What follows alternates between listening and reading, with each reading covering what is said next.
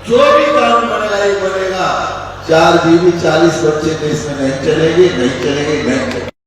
Unnao Lok Sabha seat से सांसद और तीसरी बार उम्मीदवार साक्षी महाराज ने अपने चुनाव प्रचार के दौरान फिर विवादित बयान दे दिया है। उन्होंने जनसंख्या नियंत्रण कानून पर बोलते हुए कहा कि इस देश में 4 बीवियां और 40 बच्चे वाला कानून नहीं चलेगा। उन्होंने दावा किया कि प्रधानमंत्री नरेंद्र मोदी अपने तीसरे टर्म में जो सबसे अहम काम करेंगे वो जनसंख्या नियंत्रण कानून का ही होगा।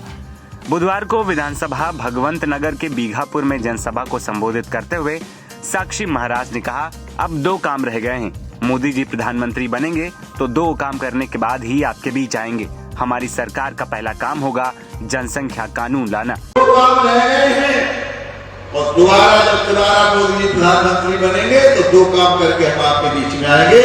एक काम है जनसंख्या नियंत्रण कानून, इस देश में जनसंख्या नियंत्रण कानून। हम दो हमारा एक, जो भी कानून बनेगा ये बनेगा, 4 बीवी 40 बच्चे देश में नहीं चलेंगे। सोसा की तरह बढ़ाकर चली जा रही है जनसंख्या, जमीन कम होती चली और जनसंख्या बढ़ती चली जा रही है। कहाँ रहेंगे, क्या खाएंगे, कहाँ पैदा करेंगे? इसलिए जनसंख्या नियंत्रण कानून बनना राष्ट्र में बहुत आवश्यक है और मुझे लगता है आने वाले वर्षों में इस काम को माननीय मोदी जी के नेतृत्व में एक काम हो।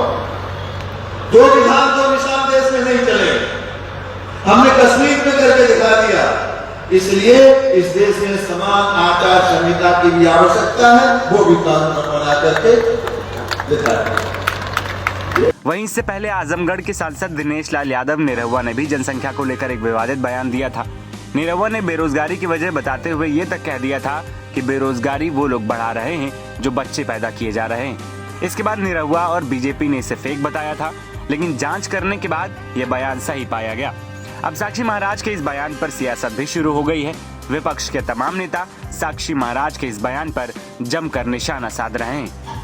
बात करें साक्षी महाराज की तो वर्तमान में उन्नाव सीट से वो सांसद हैं और बीजेपी ने उन पर तीसरी बार भरोसा जताया है। इस बार साक्षी महाराज के सामने सपा के पूर्व सांसद अन्नू टंडन को टिकट दिया गया है। कांग्रेस और सपा का गठबंधन के बाद कांग्रेस की तरफ से कोई भी प्रत्याशी इस सीट पर नहीं होगा।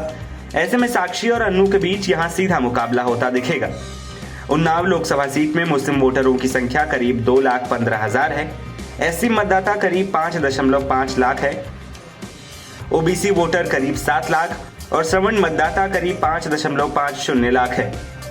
देखना यह होगा कि क्या साक्षी महाराज जीत की हैट्रिक लगा पाते हैं या फिर अन्नू टंडन इस बार बाजी मार जाएंगी। एनबीटी ऑनलाइन की रिपोर्ट।